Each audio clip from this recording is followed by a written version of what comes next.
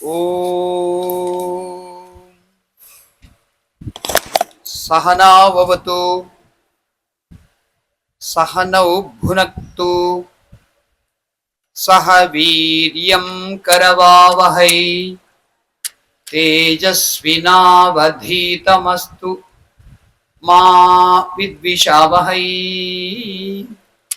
ఓం శాంతి శాంతి శాంతి. ప్రియ ఆత్మ బంధువులరా, అధ్యాత్మ శక్తులరా, సభాయి నమః. ఈ టాపిక్ అభ్యాస వైరాగ్యాలు. చెంచలం హి మనఃకృష్ణ ప్రమాథి బలవదృఢం తస్యాహం నిగ్రహం మన్యే వాయోరివ సుదుష్కరం. నిజమే అర్జున, నువ్వు అడిగిన ప్రశ్న. ఈ మనస్సును నిగ్రహించటం చాలా కష్టం. కానీ గాలినైనా పట్టుకోవచ్చు, కానీ మనస్సు మాత్రం చాలా చంచలమైనది, బలమైనది, కలత పెట్టేది. ఇది కష్టం, కానీ అభ్యాస వైరాగ్యముల ద్వారా దాన్ని నిగ్రహించవచ్చు. పతంజలి యోగ సూత్రం కూడా అభ్యాస వైరాగ్యాభ్యాం తన్నిరోధ అని. తత్ అంటే చంచలమైన మనస్సు. ఎంత కష్టమైనదైనా ప్రతిరోజు చేయటం అలవాటుగా మారినప్పుడు తప్పక మార్పు వస్తుంది. చేయగా మారాల్సిందే. చిన్నప్పుడు మనకు సైకిల్ నేర్చుకోవటం ఎంతో కష్టంగా ఉండేది. అబ్బాయి ఎందుకు అని అనుకుంటాము, ఎన్నోసార్లు పడతాను కూడా సైకిల్ నుంచి, లేకపోతే ఎక్కడికో వెళ్ళి గుద్దేస్తాం కూడా. కానీ తొక్కటం, వెనక ఉండి ఒకళ్ళు పట్టుకోవటం వల్ల నిదానంగా అలవాటు అయ్యేసరికి ఇక బాగా తొక్కటం ప్రారంభిస్తాం సైకిల్. అలాగే తబలా నేర్చుకోవటం కానీ, మధ్యలో నేర్చుకోవటం కానీ, నాట్యం నేర్చుకోవటం కానీ, సంగీతం నేర్చుకోవటం కానీ ఎన్నో ఏళ్ళు ప్రాక్టీస్ చేయాలి. ఇంగ్లీష్లో ఒక సామెత ఉంది, ప్రాక్టీస్ మేక్స్ మ్యాన్ పర్ఫెక్ట్ అని. అభ్యాసం చేయటం ద్వారా మనిషి దానిలో నిష్ణాతుడవుతాడు అని. చిత్త వృత్తులు మనస్సులో ఎప్పుడు కూడా జరుగుతూనే ఉంటాయి. అభ్యాసం చేస్తూ వైరాగ్యం కూడా కలిగి ఉండాలి, నిగ్రహం. ఒకసారి వ్యాసాశ్రమంలో జరిగిన కార్యక్రమానికి కైలాసాశ్రమం పీఠాధిపతి ఋషికేశ్ నుంచి వచ్చినప్పుడు మా గురువు గారు వారు మాట్లాడుకుంటూ ఉన్నప్పుడు ఒక విషయం బయటపడింది. వేదాంతానికి మీమాంస తోడైంది దక్షిణ భారతంలో, అదే వేదాంతానికి యోగము తోడైంది ఉత్తర భారతదేశంలో అన్నారు. కరెక్ట్. మీమాంస అంటే వేదము యందు అద్వితీయమైనటువంటి నమ్మకం, అది చెప్పేది వాస్తవము అని. అందులో ఎక్కువగా ఏముంటుంది? కర్మకాండం. ఆ పూజలు, యజ్ఞాలు, హోమాలు, ఉపవాసాలు అవన్నీ కూడా నిష్ఠతో చేయటం. సో ఇక్కడ మడి, ఆచారము, నైవేద్యము, పద్ధతులు, అంటూ మైల ఇవన్నీ కూడా పాటిస్తాం. ఆ పూర్వ మీమాంస యొక్క ప్రభావం వల్ల. ఉత్తర భారతంలో ఇవంతగా పట్టించుకోరు. వాళ్ళు యోగం, నిగ్రహంతో వాళ్ళు ముందుకెళ్తారు. కనుక అక్కడ ఎంతో మంది మనకు కనపడుతూ ఉంటారు. ప్రతి కుటుంబం నుంచి కూడా యోగులు, నిగ్రహంతో ఉండేవాళ్ళు. ఏ విషయాన్నైనా కానీ మనం చెయ్యగలము అనే నమ్మకం ఉండాలి. చేయలేను అనుకున్నప్పుడు చేయటానికి ప్రయత్నమే జరగదు. అందువల్ల నేను చేయగలను అనుకోవటం మంచిది. చెయ్యగలను అని అనుకోవటానికి దృఢ సంకల్పం కావాలి.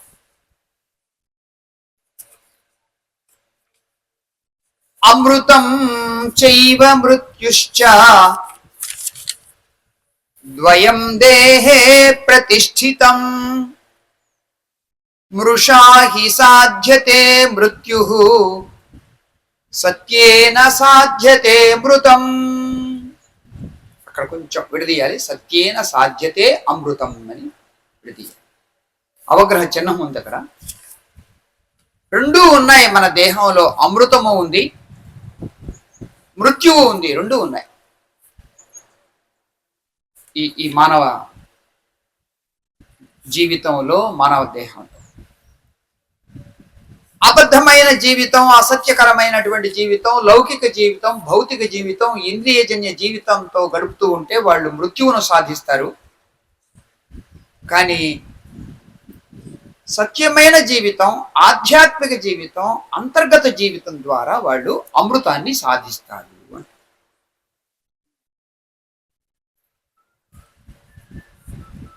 ఈ శరీరం మరియు మనస్సు రెండు పోగు చేసుకున్నవి, అవి నీవు కాదు. ఆహారము యొక్క రాశి పోగు ఈ దేహం. పుట్టినప్పుడు చిన్నదిగా ఉంటుంది, పెరుగుతా పోతాం.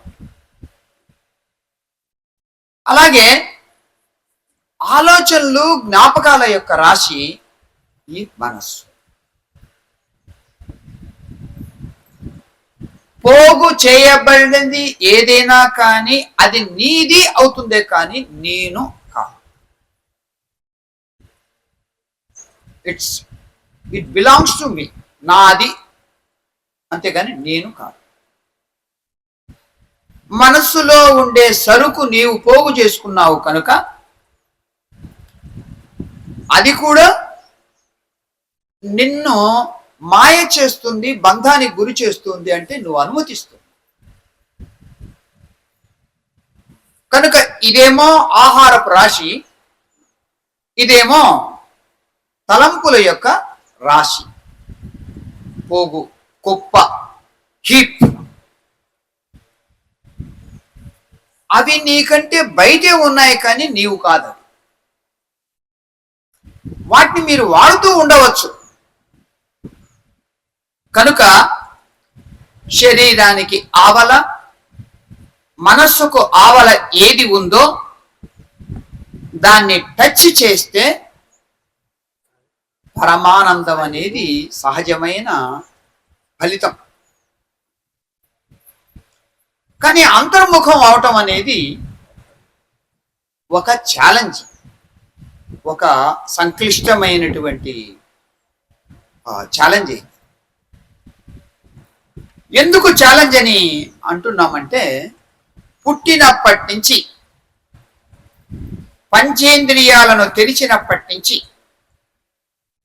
బయట నుంచి అనుభవాలను పొందుతూ, ఏ అనుభవాలు? శబ్దస్పర్శ రూపరసగంధాదుల ద్వారా, పంచేంద్రియాల ద్వారా పంచ విషయాలను పొందుతూ ఉన్నావు.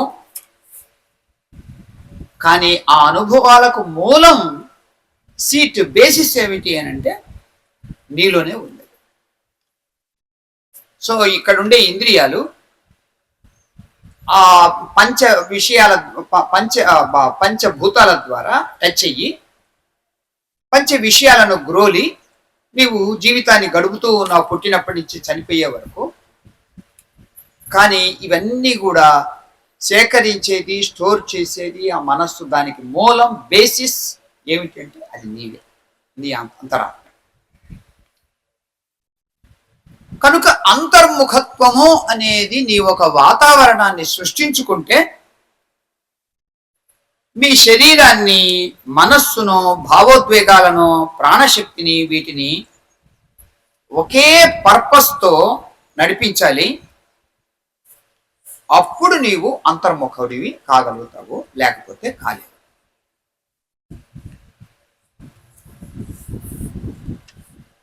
బుద్ధుడి యొక్క తమ్ముడు ఆనందుడు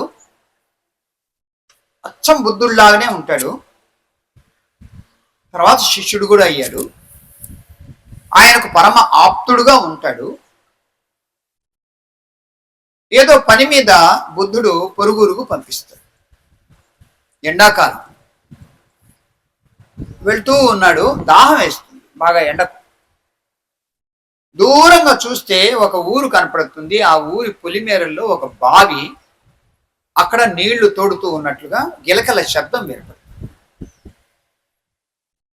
అంత దూరం సుమారు 2 ఫర్లాంగుల పైన నడుచుకుంటూ వెళ్తాడు. అక్కడ ఎవరో ఇద్దరు ఆడవాళ్ళు ఉన్నారు, నీళ్లు తోడుకుంటూ ఉన్నారు. ఆనందుడు రాజవంశానికి చెందినవాడు, అచ్చం బుద్ధుడిలాగానే ఉంటాడు.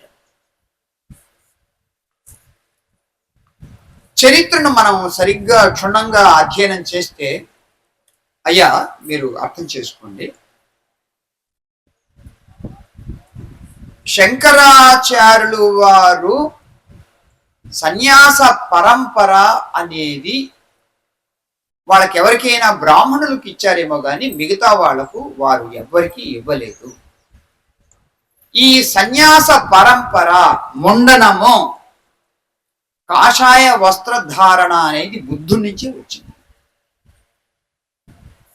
మలయాళ స్వామి వారి జీవిత చరిత్రను కూడా క్షుణ్ణంగా చదవండి. అసంగానంద గౌతమ బుద్ధులు అనే పుస్తకం, అప్పుడు మీకు తెలుస్తుంది. అనేక సందర్భాల్లో శంకరాచార్యులు వాళ్ళు ఓంకారానికి మిగతా కులాల వాళ్ళు అర్హులు కారు, గాయత్రి మంత్రానికి అర్హులు కారు, వేదానికి అర్హులు కారు, సన్యాస దీక్షకు అర్హులు కారు అని అనేక సందర్భాల్లో చెప్పగా నేను విన్నాను. స్టేజ్ మీద నుండే. ఉదార హృదయుడు అనేటువంటి బుద్ధుడు, సత్యాన్వేషణ చేసే బుద్ధుడు ఈ సన్యాస పరంపరకు మూల పురుషుడు. మనకు యతులున్నారు, విరాగులున్నారు, మరియు అవధూతులు ఉన్నారే కానీ సన్యాస పరంపర మాత్రం బుద్ధుడి నుంచి వచ్చింది. ఆనందుడు ఆ బావి దగ్గరికి వచ్చి, ఒక అమ్మాయి నీళ్లు తోడుతూ ఉంది. యువతి, అమ్మ కొంచెం నీళ్లు పోయి, దాహంగా ఉంది అంటాడు.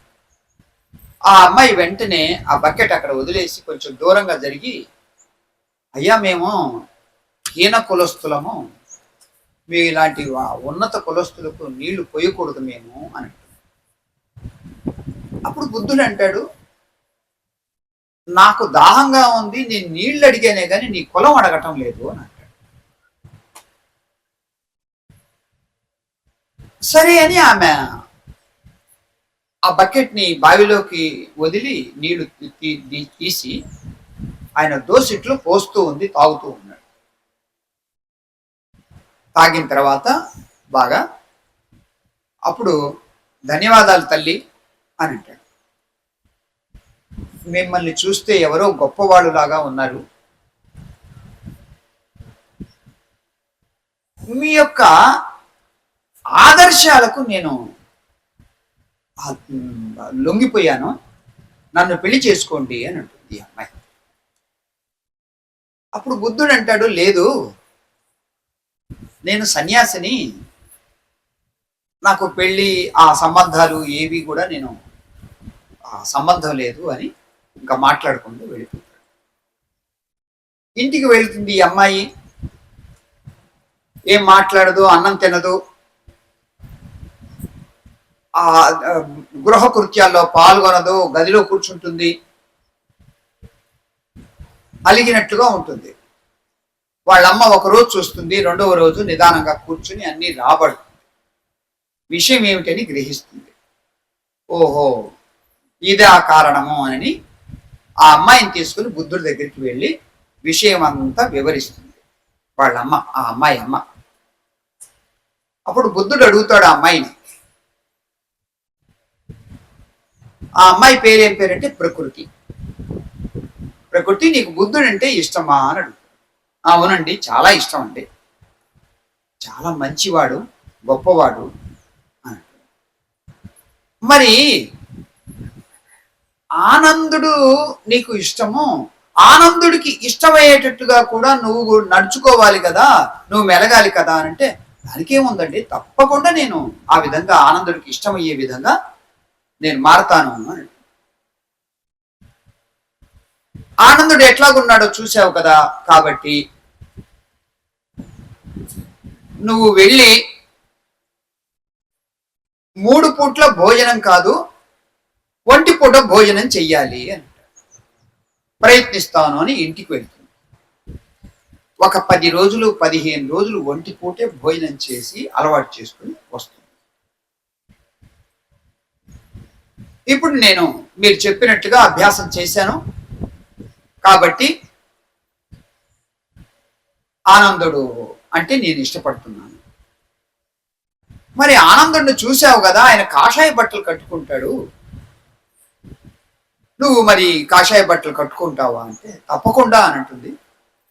ఆ కాషాయ బట్టలు కట్టుకునే ముందు ఆనందుడు నేల మీద భూషయనం చేస్తాడు, పడకలు పరుపులు ఏమి వాడడు. అంటే నేను కూడా ప్రయత్నిస్తాను అని ఇంటికి వెళ్ళి నేల మీద పడక 10 రోజులు అభ్యాసం చేసి వస్తుంది.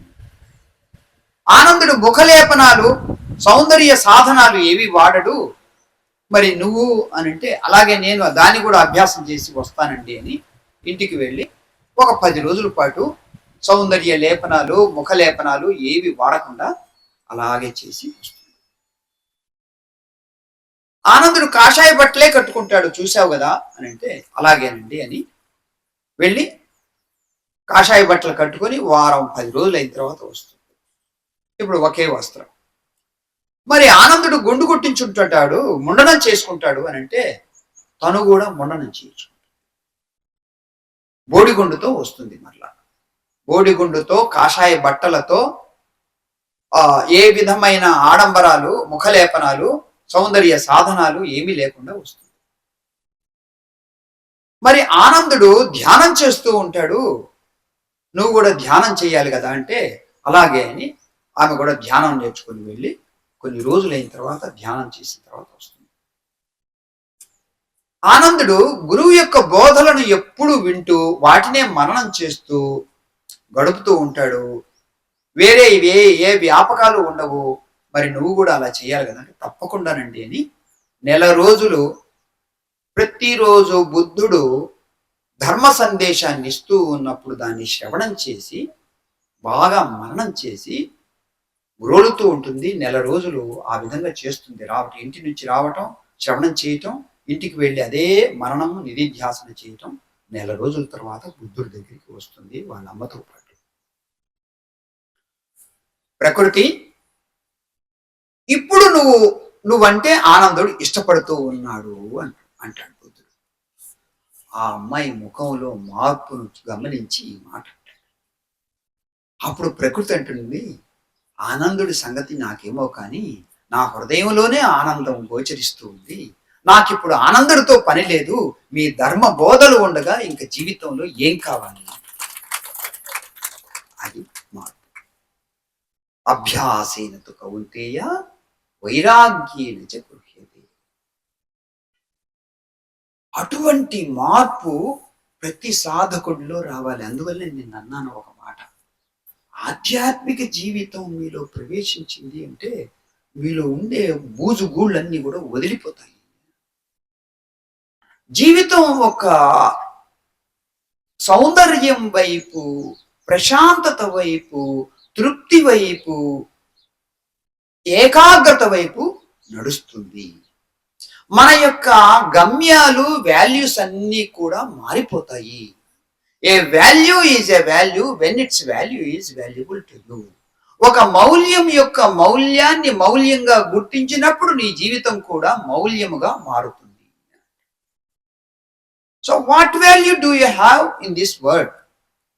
ఈ ప్రపంచంలో ఎటువంటి విలువ ఉంది నీకు వస్తువుల మీద విలువ ఉంది, బంగారం మీద విలువ ఉంది, ఆస్తుల మీద విలువ ఉంది. అవన్నీ కూడా చివరికి అస్థికులు అయిపోయేవే.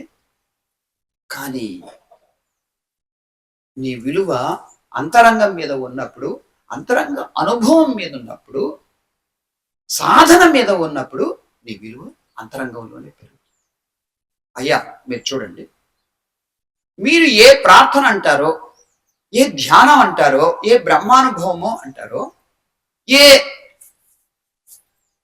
అంతరంగ శోధన సాధన అంటారో, బజార్లో వాటికి దమ్మిడి విలువ కూడా లేదు. బజార్లో ఏ విలువ ఉంది?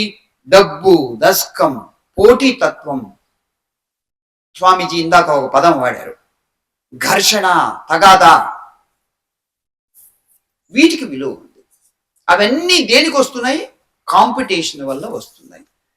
ఒక వస్తువును 100 మంది కోరేసరికి అక్కడ పోటీతత్వం ఏర్పడుతుంది, తగాదా ఏర్పడుతుంది, ఘర్షణ ఏర్పడుతుంది, జీవితం మూసుకుపోతుంది. కానీ అదే జీవితం వాళ్ళకి తెలిసింది, అంతకంటే ఏం తెలియదు. కానీ ఇక్కడ నీవు ఎప్పుడైతే ఎక్స్పోజ్ అవుతావో దేనికి? ఉన్నతమైనటువంటి జ్ఞానానికి, విలువలకు, అప్పుడు ఆహా వైరాగ్యాన్ని అలవర్చుకోవాలి అనే కోరిక నీకు. ఆ వైరాగ్యం వచ్చిన తర్వాత సమయం చాలా మిగులుతుంది, కాబట్టి అభ్యాసం చెయ్యాలి అనే కోరిక. నండూరి రామ్మోహన్ గారికి ఆయన వీడియోలో మాట్లాడుతూ ఉంటాడు, పెరగబెట్టుకుంటాడు. Software engineer. ఆయన ఎవరో అడిగారు, అయ్యా మీరు ఇన్ని ప్రశ్నలకు సమాధానం చెప్తూ ఉన్నారు, ఆంధ్ర రాష్ట్రం అంతా తిరుగుతూ ఉంటారు, ఉపన్యాసాలు చెప్తూ ఉన్నారు, మీకు సమయం ఎక్కడ దొరుకుతుంది అని అంటే, అప్పుడు ఆయన అంటాడు, నేను టీవీ చూడను, న్యూస్ పేపర్ చూడను, ఆ మొబైల్ కూడా చూడను, అందువల్ల నాకు సమయం మిగులుతుంది అంట. సో మన సమయం దేని వైపు మనం ఖర్చు పెడుతున్నామో, మన జీవితాన్ని ఎటువైపు సాగదిస్తూ ఉన్నామో, నడుపుతూ ఉన్నాం అనేది ముఖ్యం. ఒక సర్వే బృందం వాళ్ళు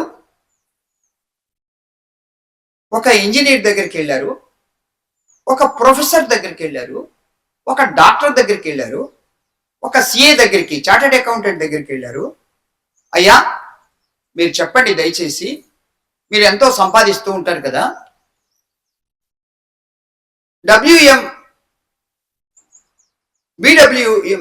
బిడబ్ల్యూఎం కొనటానికి ఎంత టైం పడుతుంది మీకు అని అంటే, వాళ్ళు అన్నారు మాకు 4 నెలలు పడుతుంది, ఒకళ్ళు 5 నెలలు పడుతుంది, ఇంకొకళ్ళు 6 నెలలు పడుతుంది అని. ఈ విధంగా ఒక డాక్టరు, ఒక సర్జన్, ఒక చార్టెడ్ అకౌంటెంట్, ఒక ఇంజనీరు, ఒక ప్రొఫెషనల్ హై ప్రొఫెసరు, ఆయన ఈ విధంగా సమాధానం చెప్పారు. ఇప్పుడు వాళ్ళు ఆ సర్వే బృందం వాళ్ళు రతన్ టాటా దగ్గరికి, అయ్యా రతన్ జీ, బిడబ్ల్యూఎం కొనటానికి మీకు ఎంత టైం పడుతుంది అని అడిగారు. అప్పుడు ఆయన అన్నాడు, బిడబ్ల్యూఎం చాలా, బాబు కొంచెం ఆపేసేయి బాబు కొద్దిసేపు,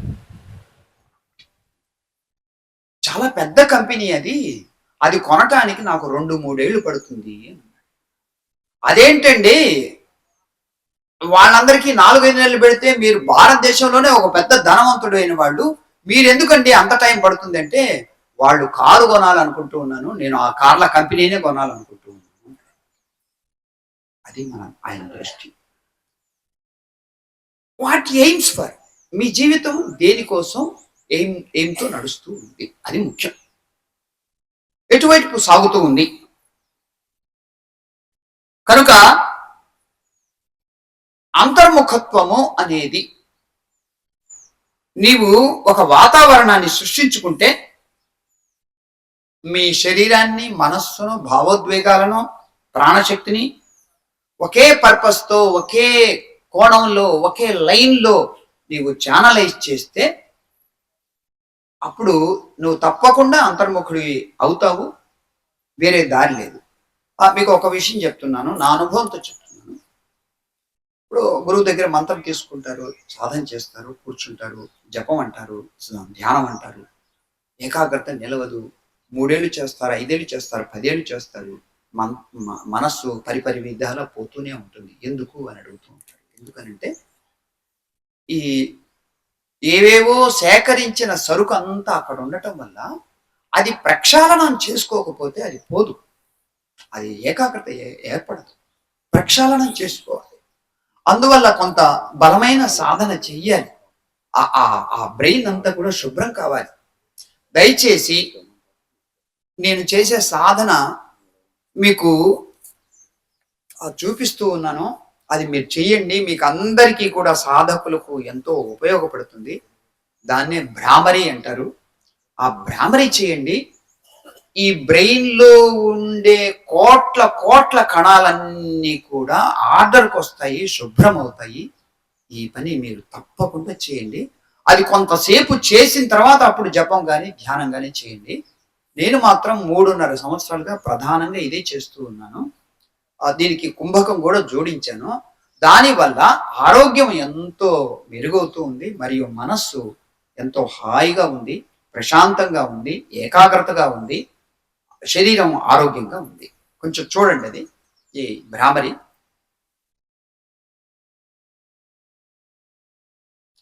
ఈ ఉత్త భ్రామరికి ఖేచడి ముద్ర 1, రెండవది కుంభకం, ఈ 2 నేను జోడించాను నా యొక్క సాధన అనుభవం వల్ల. ఈ ఖేచడి చేయటం వల్ల మనం ఉచ్చారణ చేసినప్పుడు భ్రమరము అంటే తేనెటీగ లేదా తుమ్మెద, ఆ శబ్దం అంతా కూడా బ్రెయిన్ తాకుతుంది. మనం ఖేచడి చేయకపోతే ముక్కు నుంచి బయటకు వచ్చేస్తుంది. ఎప్పుడైతే ఖేచడి చేసామో ఆ శబ్దం అంతా కూడా బ్రెయిన్ తాకుతుంది. అది ఎంతో శుభ్రం చేస్తుంది. సో ఇక్కడ 2 చికిత్సలు జరుగుతాయి. ప్రారంభంలోనేమో నాద చికిత్స, రెండవదేమో కుంభకం చికిత్స. ఆ కుంభకం చికిత్స అసలైన చికిత్స.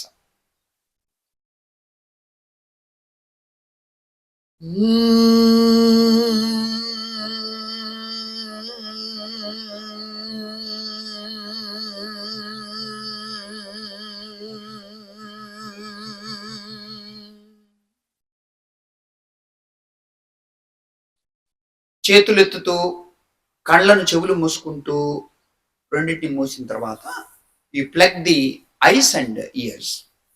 శ్వాస తీసుకోవాలి, కేచరి చేయాలి. ఇప్పుడు ఉచ్చరించండి, దీర్ఘంగా ఉచ్చరించండి. ఆ శబ్దం అంతా లోపల తిరుగుతూ ఉంటుంది. గమనించుకోండి ఆ శబ్దం ఎట్లాగా బ్రెయిన్ తాకుతుంది అనేది గమనించుకోండి. చాలా మంచి మంచి అనుభవం అది.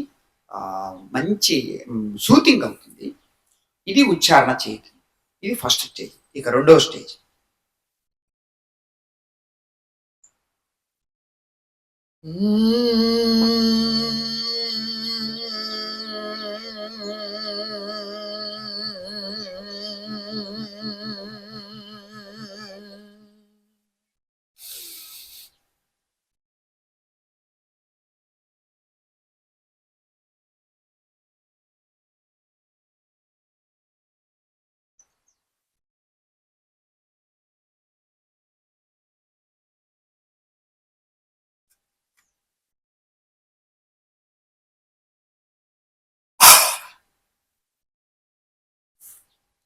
ఇది కుంభకం.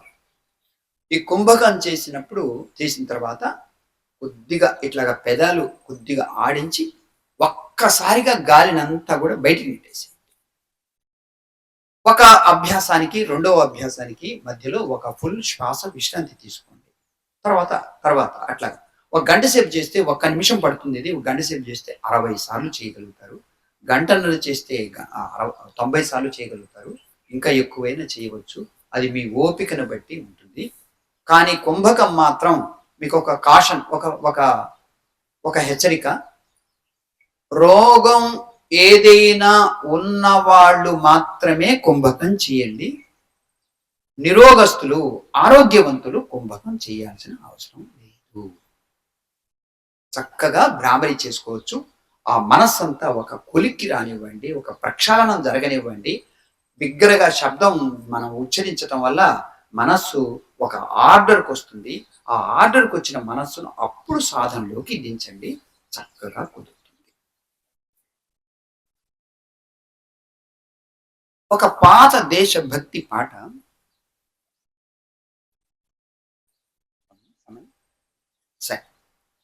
ఒక పాత దేశభక్తి పాట. ఇది దాదాపు 70-80 ఏళ్ల క్రితం ఆల్ ఇండియా రేడియోలో వచ్చింది. అప్పుడప్పుడు వినపడుతూ ఉంటుంది నాకు. అదిగో అల్లదిగో ఆకాశం లేవు ఎగిరే మన జెండా, హాయిగా ఎగిరే మన జెండా. ఇది పాత దేశభక్తి పాట. అదిగో అల్లదిగో ఆకాశంలో మన జెండా, హాయిగా ఎగిరే మన జెండా అని. జెండా అనేది ఒక వస్తువు. వస్తువు ఏదైనా కానీ జడమైనదే. కానీ నువ్వు దానికి ఆపాదిస్తున్నావు ఏమని అంటే హాయి అని. హాయి అనేది ఎక్కడి నుంచి వస్తుంది, ఎవరికి ఉంటుంది అని అంటే ప్రాణం ఉండే వ్యక్తికి, జంతువుకు, ప్రాణికి సంబంధించినటువంటి గుణం హాయి అనేది. అంటే ఈ జీవం యొక్క తేలికైన స్థితి ఆ హాయి అనేది. కానీ దాన్ని నువ్వు ఆ జెండాకు ఆపాదిస్తూ ఉన్నావు. అలాగే ఈ జీవుడు కూడా 80 ఏళ్ళు 90 ఏళ్ళు ఉన్న తర్వాత పోయిన తర్వాత అక్కడ ఏమీ లేదు, అది ఒక కళేబరం, చచ్చిన శవం. కానీ దానికి నువ్వు ఆపాదిస్తున్నావు బంధము, మోక్షము, స్వర్గము, నరకము, కర్మ మరియు ఈ ఒక జడమైన వస్తువు. అది దానికి ఏవేవో ఆపాదిస్తూ ఉన్నారు. జీవితం ఉన్నంత వరకు చక్కగా అర్థం చేసుకోండి, దీన్ని ఆధ్యాత్మిక జీవితంలో నడుపుకోండి. ఇక్కడే స్వర్గాన్ని సృష్టించుకోండి, ఇక్కడే విడుదలను, మోక్షాన్ని పొందండి. అది ఆధ్యాత్మిక సాధన. ఓం తత్సత్.